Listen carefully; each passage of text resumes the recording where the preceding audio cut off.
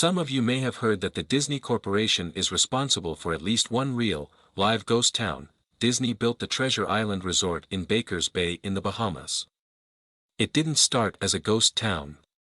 Disney's cruise ships would actually stop at the resort and leave tourists there to relax in luxury. This is a fact. Look it up. Disney blew $30 million on the place. Yes, $30 million, then they abandoned it. Disney blamed the shallow waters, too shallow for their ships to safely operate, and there was even blame cast on the workers, saying that since they were from the Bahamas, they were too lazy to work a regular schedule. That's where the factual nature of their story ends. It wasn't because of sand, and it obviously wasn't because foreigners are lazy. Both are convenient excuses. No, I sincerely doubt those reasons were legitimate. Why don't I buy the official story? Because of Mowgli's Palace, near the beachside city of Emerald Isle in North Carolina, Disney began construction of Mowgli's Palace in the late 1990s. The concept was a jungle-themed resort with a large, you guessed it, palace in the center of the whole thing. If you're unfamiliar with the character of Mowgli, then you might better remember the story The Jungle Book. If you haven't seen it anywhere else, you'd know it as the Disney cartoon from decades past. Mowgli is an abandoned child. In the jungle, essentially raised by animals and simultaneously threatened/pursued by other animals, Mowgli's Palace was a controversial undertaking from the start. Disney bought up a ton of high-priced land for the project, and there was actually a scandal surrounding some of the purchases. The local government claimed eminent domain on people's homes, then turned around and sold the properties to Disney. At one point a home that had just been constructed was immediately condemned with little to no explanation. The land grabbed by the government was supposedly for some fictional highway project. Knowing full well what was going on, people started calling it Mickey Mouse Highway. Then there was the concept art. A group of stuffed shirts from Disney Company actually held a city meeting. They intended to sell everyone on how lucrative this project was going to be for everyone. When they showed the concept art, this gigantic Indian palace, surrounded by jungle, staffed with men and women in loincloths and tribal gear. Well, suffice to say everyone flipped their shit. We're talking about a large Indian palace, jungle, and loincloths not only in the center of a relatively wealthy area, but also a somewhat xenophobic area of the southern USA. It was a questionable mix at that point in history. One member of the crowd tried to storm the stage, but he was quickly subdued by security after he managed to break one of the presentation boards over his knee. Disney took that community and essentially broke it over its knee, as well. The houses were razed, the land was cleared, and there wasn't a damn thing anyone could do or say about it. Local TV and newspapers were against the resort at the beginning, but some insane connection between Disney's media holdings and the local venues came into play and their opinions turned on a dime. So anyway, Treasure Island, the Bahamas. Disney sunk those millions in and then split. The same thing happened with Mowgli's Palace. Construction was complete. Visitors actually stayed at the resort.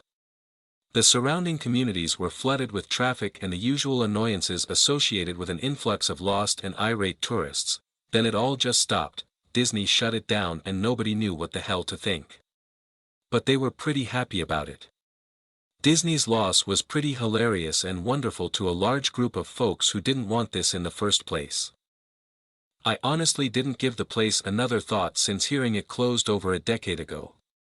I live maybe 4 hours from Emerald Isle, so really I only heard the rumblings and didn't experience any of it firsthand. Then I read this article from someone who had explored the Treasure Island Resort and posted a whole blog about all the crazy shit he found there. Stuff just left behind. Things smashed, defaced, probably ruined by the disgruntled former employees who had lost their jobs. Hell, the locals from all around probably had a hand in wrecking that place.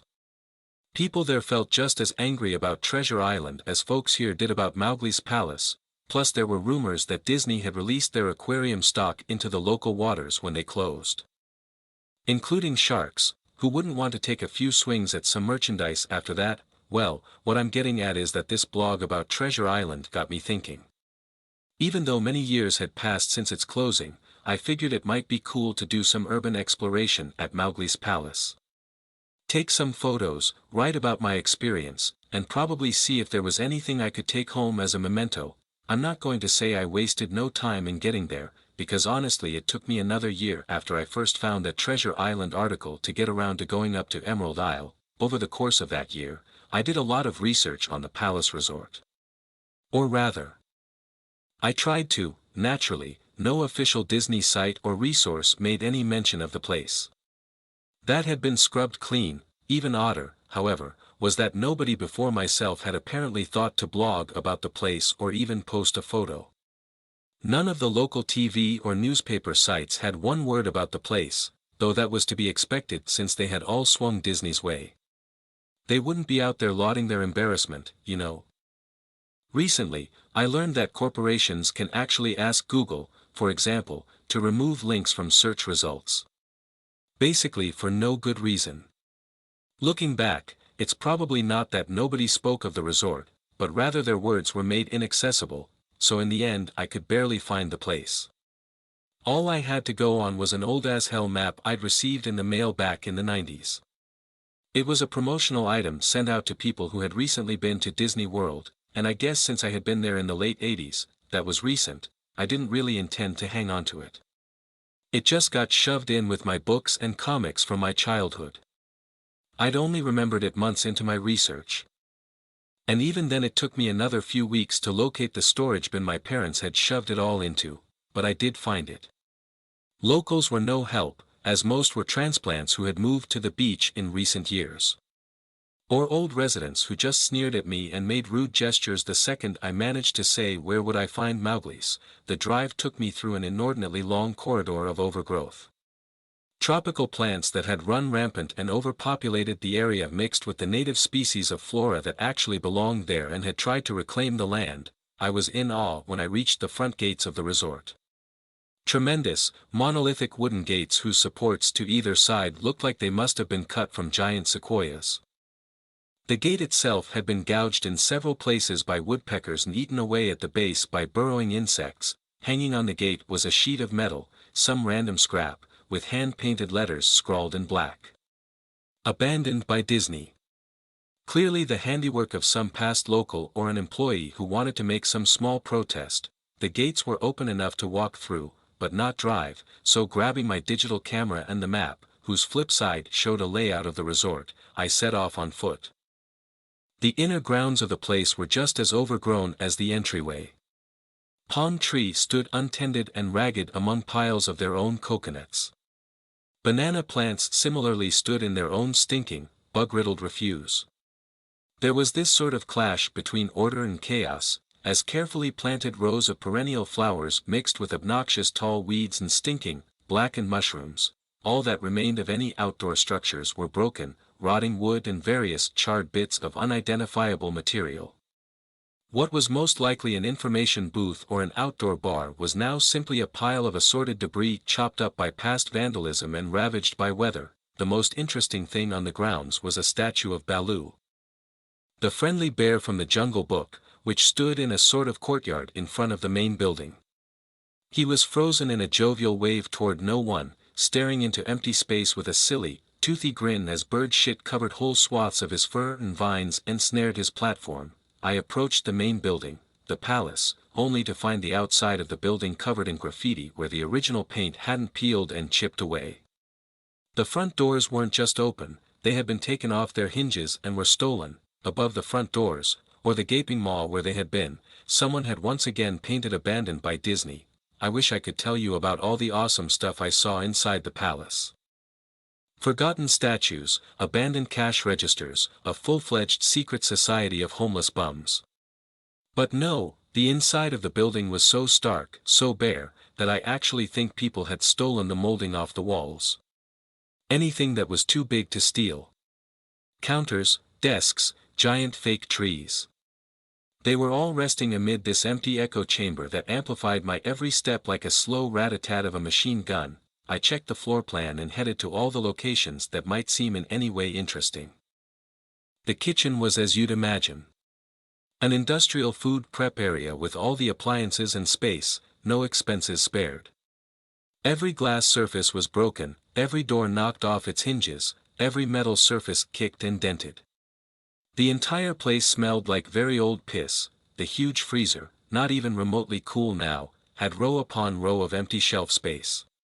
Hooks hung from the ceiling, probably for hanging cuts of meat, and as I stood inside for a moment, I noticed they were swinging. Each hook swung in a random direction, but their movements were so slow and small that it was almost impossible to see. I figured it had been caused by my footsteps, so I stopped one from swinging by clutching it in my fist. Then carefully letting go, but within seconds it started to swing once more. The bathrooms were in much the same state as the rest of the place.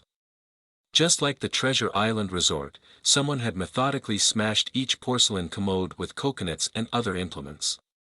There was about a half-inch of rancid, stinking stagnant water on the floor, so I didn't stay there very long. What's odd is that the toilets and the sinks, and the bidets in the ladies' room, yes I went there, all dripped, leaked, or just ran freely. It seemed to me that they should have shut the water off long ago. There were plenty of rooms in the resort, but naturally I didn't have time to look through them all. The few I did peer into were similarly wrecked, and I didn't expect to find anything there. I thought there was actually a television or radio in one room, as I really think I heard a quiet conversation coming out. Though it was like a whisper, probably my own breathing echoing in the silence, or just another case of the sound of flowing water playing tricks on the mind. This is what it sounded like. 1. I didn't believe it. 2. Short, unknown reply. 1. I didn't know that. I didn't know that. 2. Your father told you. 1. Unknown reply, or possibly just weeping. I know, that sounds ridiculous.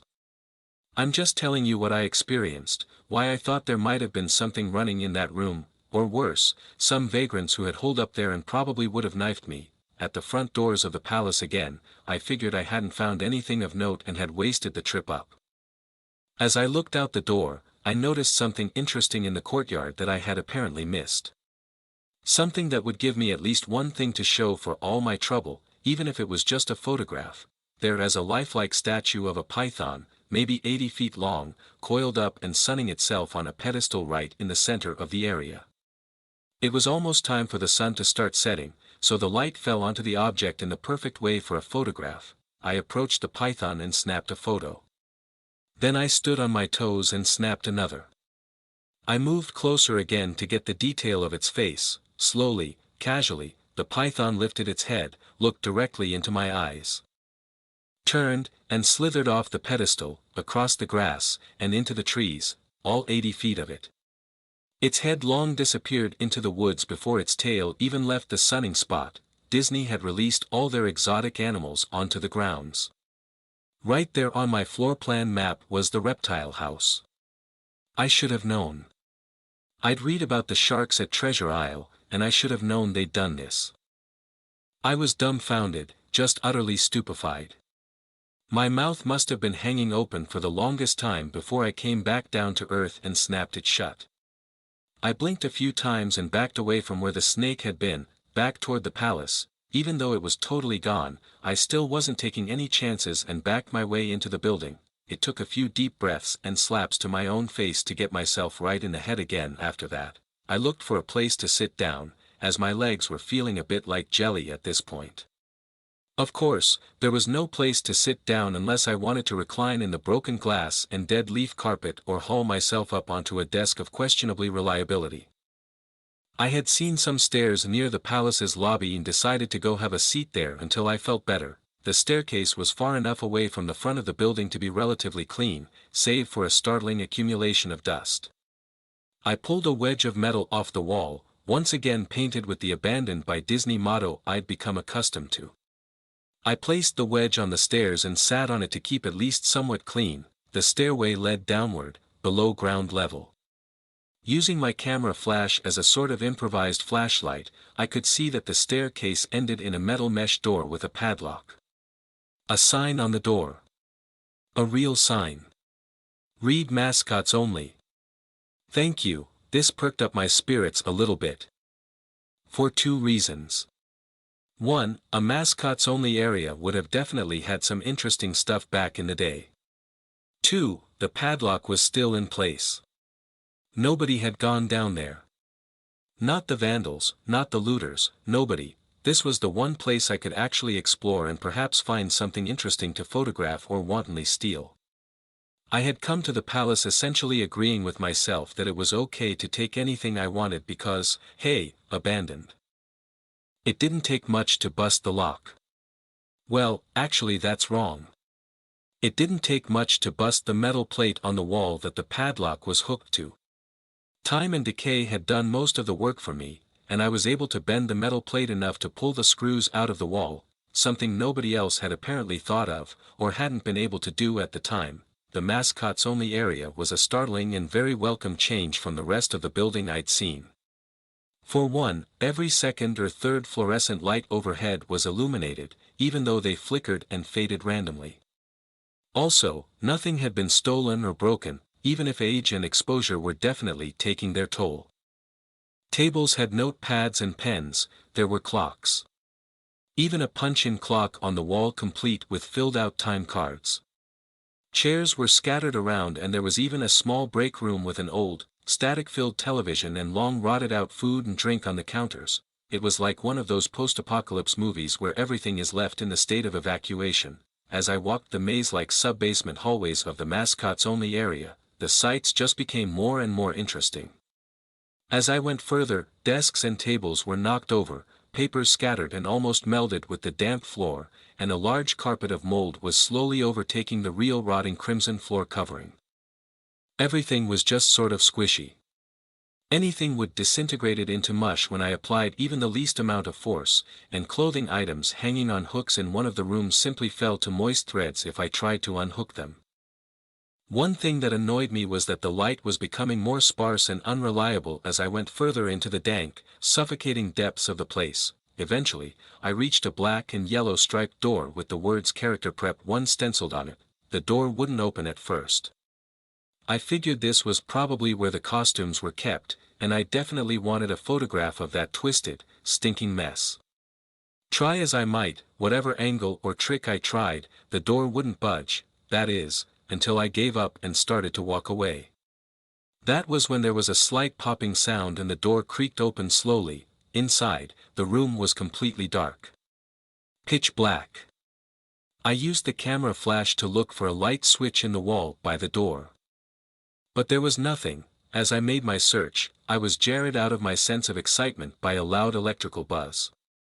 Rows of lights overhead suddenly flashed to life, flickering and fading in and out like the rest I had passed. It took a second for my eyes to adjust, and it seemed like the light was going to just keep getting brighter until all the bulbs exploded.